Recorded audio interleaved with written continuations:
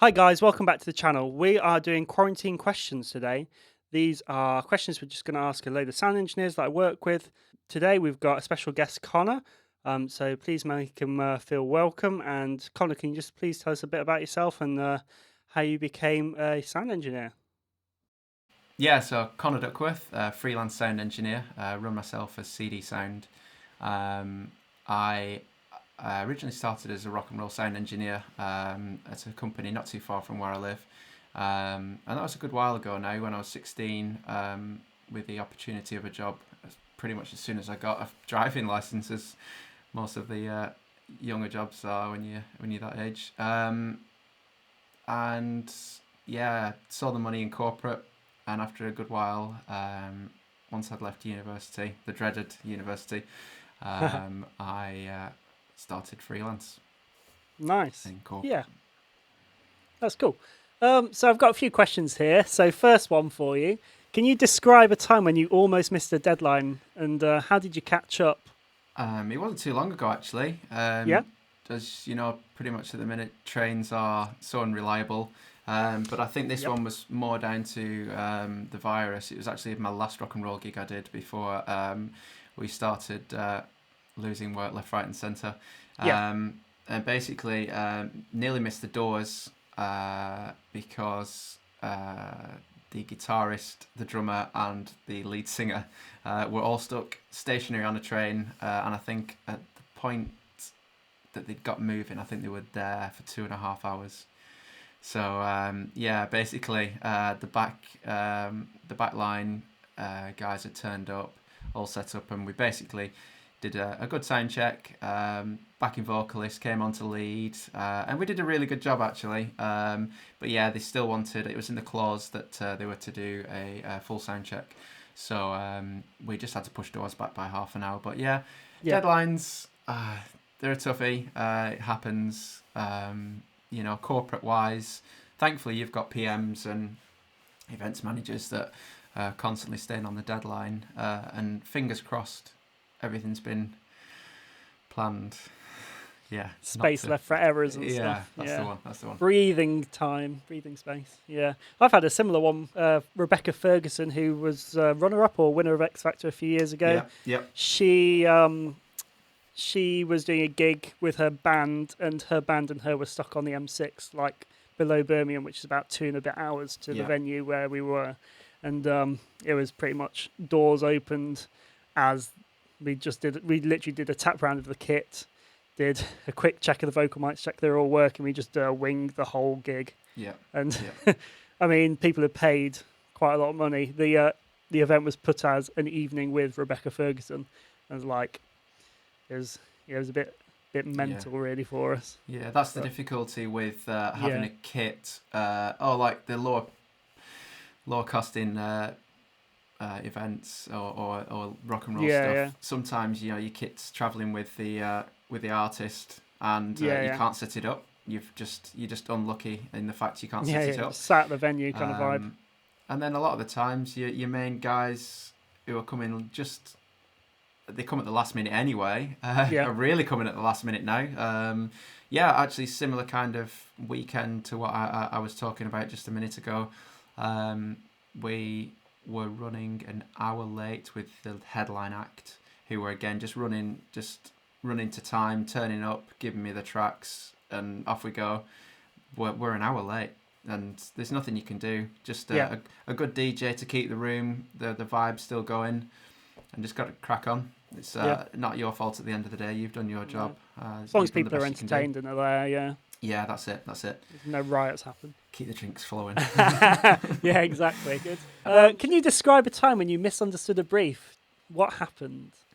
yeah, so my second job abroad in Sweden, basically misread that what the event was about, and it was an expo, and we needed tools, drills, hole Yeah, saws, everything, and I came trundling along with my pelly case, ready for a gig, and yeah, to be yeah, fair, it it just didn't have the information necessary. Looking back at it now, it doesn't say bring tools, it doesn't say sure. anything like that. So bit of a uh, uh, yeah, it's one of them. So Yeah. misunderstood that. My fault. Held my hand up, and there's a bit of a joke going on because I posted a picture on Instagram of my toolkit one day because I'd sorted it all out.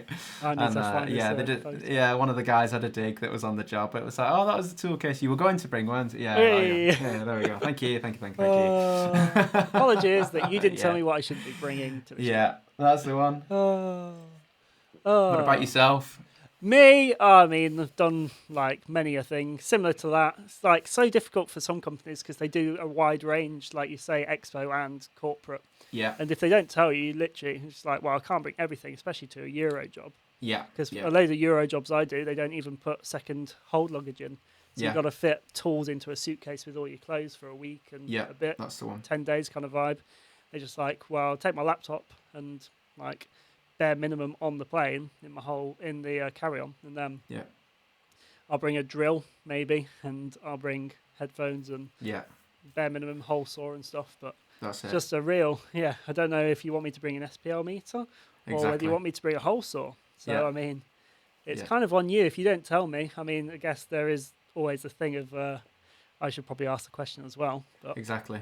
That's the one. Yeah, you'll probably see on your YouTube channel once I give you a video. You'll Yeah, see yeah. my Peli case is just a proper pristine, yeah, noise day-to-day case. yeah, And then I've got a second Peli case, which is my SPL IEM's kit, and then my Earthworks mic you can see here for everything else past what I would use on a daily basis. And then I've got the toolkit. So drill never goes in that one, never goes in the other one. Exactly. Nothing crosses over. So give me as much information, and I'll be there with my bells, with bells Yeah. on. So. Bring everything if it's in the UK and I can bring my car. I'll literally go to the car with every tool I've got and every Peli I've got, but not on international gigs. That's it. Yeah, so similar ones to that for me, and I've flown line arrays and stuff where they've been the correct place as per the plot, but video and lighting have not liked it because it's in their way of video screens or movers that they want to put up. So then you have to compromise and put the speakers in the wrong position in terms of audio for the room, and then you kind of have to fight it the whole gig to get audio where you need it or loud enough kind of vibe with feedback and stuff. Yeah. And then other like big jobs, but it's kind of like only one sound guy on the job, and should really have asked for a second guy just to like mic up people, like have 8 to 12 mics, and you've got to go run up to stage and swap them all out. It's just an absolute nightmare. I'm sure you've had a few of them as well. That's the one. But the client still turns around to you expecting in 2 minutes. Sure, there's definitely not two of us, but we've got a 5-minute break to take all these 6 mics off the people at the other end of the room and then mic up another 6 people who aren't here yet, who will walk in as it's meant to start. Yeah. And then you're meant to start and then carry on and then do the same again with no toilet break or lunch break or anything. Like, it happens. It happens. Mate, Expo World is massive for that. It won't stop happening. No, sadly. Yeah. Are you happy? Shall we move on? Yeah, sure. That's cool. Yeah? Can you describe the most exciting audio project you've ever completed or been a part of? That's a good one, because you can still be doing a small gig, and it'll turn out to be a really important one where you'll make a new connection. But I think a really cool one, which was a big pat on the back, mainly who we were working with, where we were working, and how important it was a job for a company down in London. It was held at Mansion House, just across from the Bank of England. Yeah. And guest speakers included Justin Welby, Archbishop of Canterbury, the Governor of the Bank of England, and also President Bill Clinton, which we weren't told but it made sense due to the background checks that were ran beforehand. That was a great job. The pressure was on. There was numerous TV record feeds going, even one out the window. The van had turned up so last minute, so I threw an XLR out the window. It was a really cool project to be involved with. I got to see, what happened on the TV, on a recording later that day.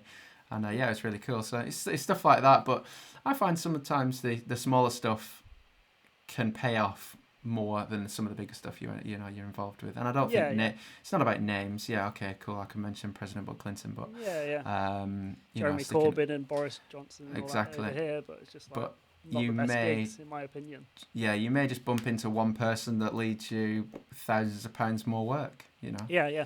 So yeah, definitely. What about yourself? What you I mean, there's so many like massive corporate gigs that you could say, oh, these are highlights, like working with like the Osmonds, Jeremy Corbyn, Boris Johnson, all those kind of massive names that everyone knows.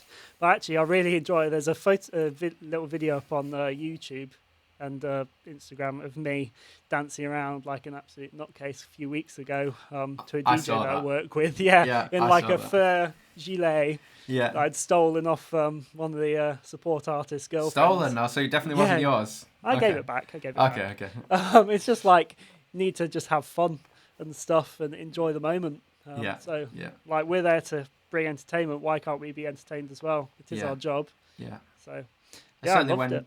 Certainly when somebody turns around to you completely unexpected and thanks you for doing what you do, that's cool.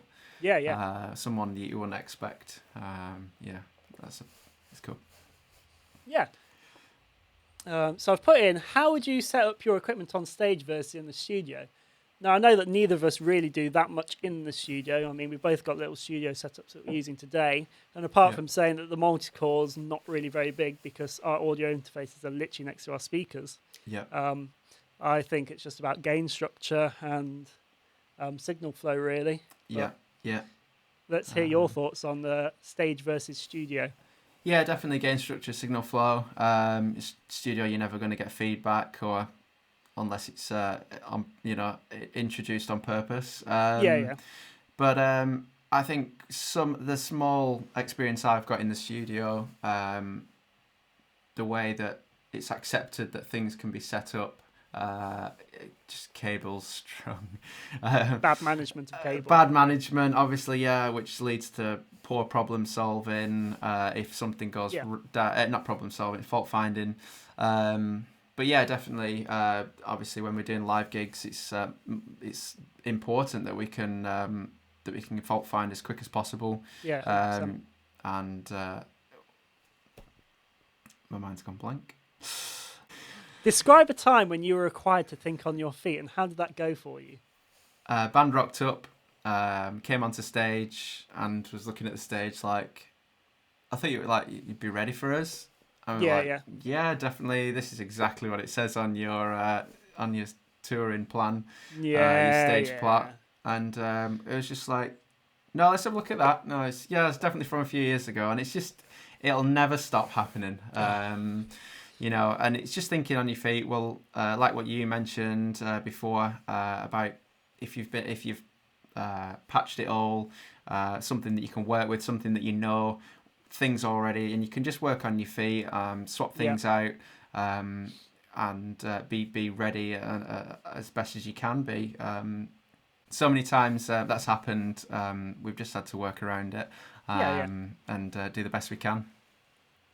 Man, I completely agree. I was working full-time touring with a band, and we, as the tour manager and like road crew, would send across the correct rider, and the artist liaison would send across a different rider. One of the band members would send across a different rider. All different dates, all different specs. It'd be like, the tour manager would be like, no, I am sending across the details. You do not need to send any of this stuff. You're paying me to do all this. It was an absolute nightmare. We get to sites and they'd be like, well, we've had 3 different things from you. It's like, sorry. So we've not said anything. We've told them off about 1,000 times. It's still happening. We apologise. However, this is what's correct.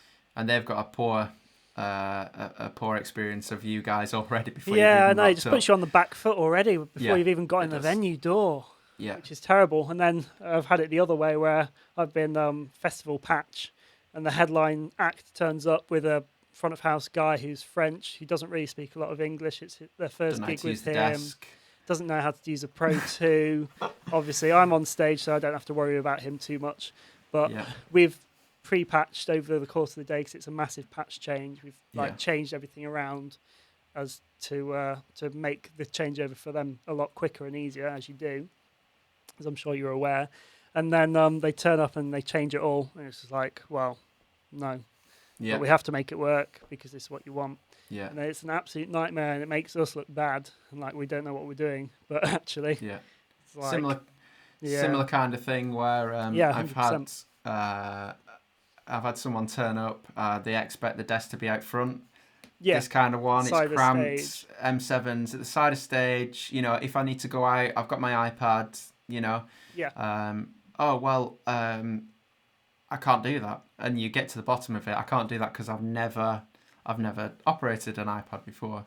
You know, desk on yeah, iPad. So yeah, just sit next to them. This is that, and nearest time they've got it. You know, so I think it's just sometimes, and obviously a phone call on the phone before a gig, just to let them know yeah. Advance this as is much as you can. this is the situation.